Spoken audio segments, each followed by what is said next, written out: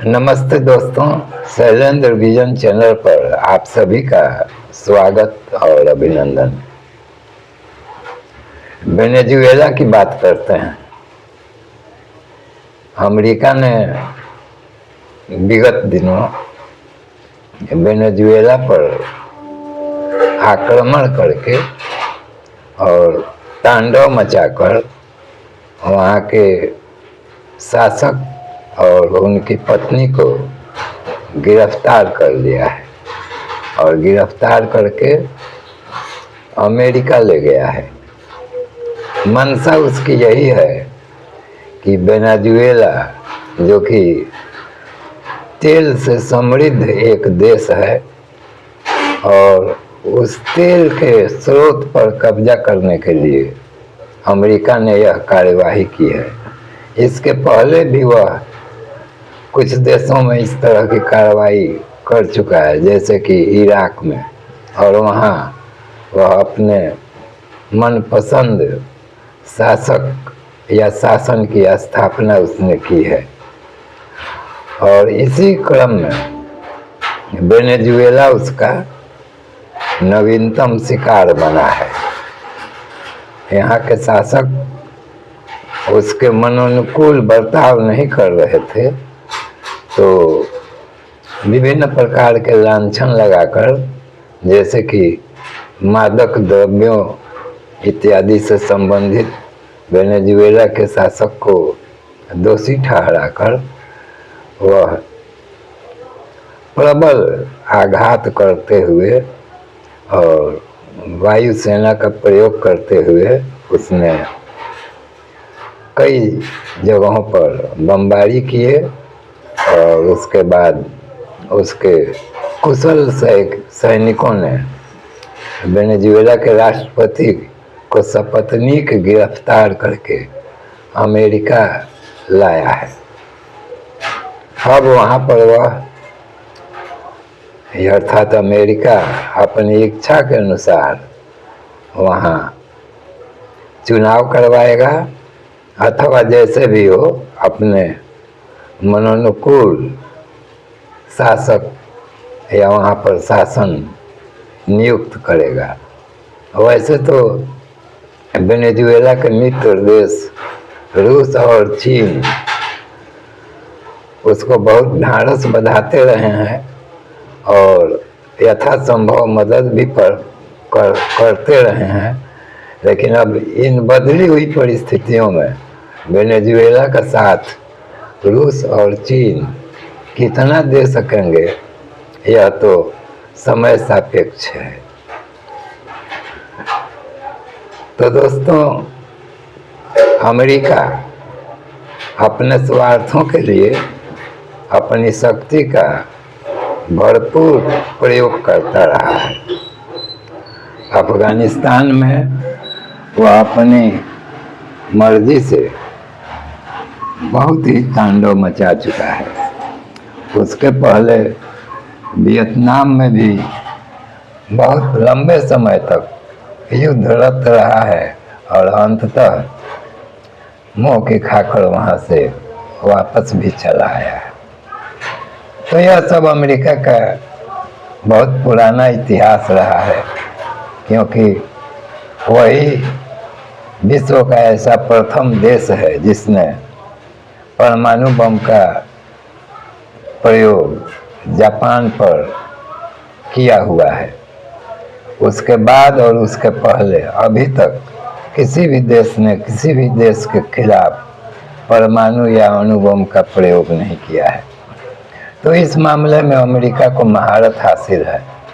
वह कहीं भी अपने इच्छा अनुसार आक्रमण करता है और अपनी पीठ तो थपथपाता ही है और अपने वीरता के झंडे गाड़ता है, लेकिन हर जगह उसकी दृष्टि सिर्फ अपनी आवश्यकताओं की पूर्ति की ही रहती है। अन्यथा उसको दुनिया के अन्य देशों से बिना मतलब मार काट करने की क्या प्रयोजन थे। तो दोस्तों, वेनेजुएला के इस घटनाक्रम को लेकर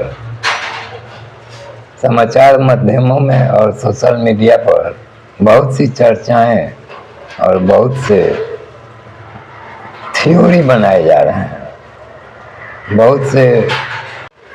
बहुत तरह के विचारकों का दल अपना अपना अभिमत प्रकट कर रहा है। जैसे जब नेपाल में विद्रोह हुआ था तो कुछ लोग भारत में गाना बजाना शुरू कर दिए थे कि भारत में भी ऐसा कुछ हो सकता है और यहाँ भी शासन बदल सकता है। अगर नेपाल में हो सकता है तो भारत में क्यों नहीं हो सकता है। तो ऐसे मंद बुद्धि लोगों को कुछ कहा नहीं जा सकता है। जब बांग्लादेश में शेख हसीना का विस्थापन हुआ और वहाँ आंदोलन और उपद्रव हुआ तो फिर यह दल जो कि भारत से इस तरह की बातें करता है कि भारत में भी बांग्लादेश जैसे हालात हो सकते हैं।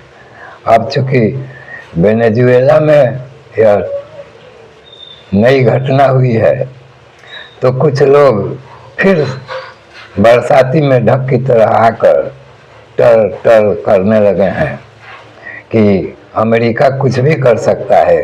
अब इसके बाद भारत की बारी है और यहाँ के मोदी सरकार को वह इसी तरह अपदस्थ कर सकता है और यहाँ भी वह अपने मनोनुकूल शासन स्थापित कर सकता है।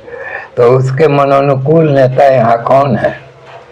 वही अपने पप्पू जी हैं जो हर तीसरे महीने अमेरिका पहुँच जाते हैं और 150 लोगों का एक सेमिनार आयोजित करते हैं और भारत सरकार के विरुद्ध और माननीय प्रधानमंत्री जी के विरुद्ध अपना विस्मरण करते हैं और मुंगेरी लाल के हसीन सपनों जैसा कुछ कुछ कथा कहानी कहते सुनते हैं। और भारत से विद्वेष रखने वाले, यहाँ की शासन व्यवस्था से विद्वेष रखने वाले जो लोग हैं वहाँ जुटते हैं और उनको भरपूर चंदा वगैरह भी देते होंगे। तो कहने का आशय यह है कि वेनेजुएला के घटना के परिप्रेक्ष्य में इस तरह की सतही बातें करने वालों का भी, उनकी भी संख्या भारत में कम नहीं है।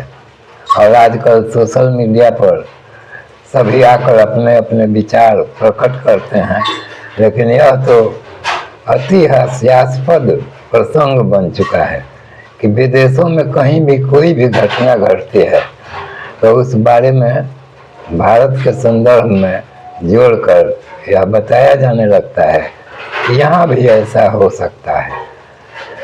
तो उन सब बातों का कोई जवाब देना उचित नहीं है और समीचीन भी नहीं है। तो दोस्तों, वेनेजुएला के संदर्भ में ये थी कुछ बातें। आइए अब कुछ वहाँ के दृश्य देखते हैं कि क्या क्या किस किस प्रकार से घटित हुआ है और आगे क्या क्या होगा वह देखने लायक होगा।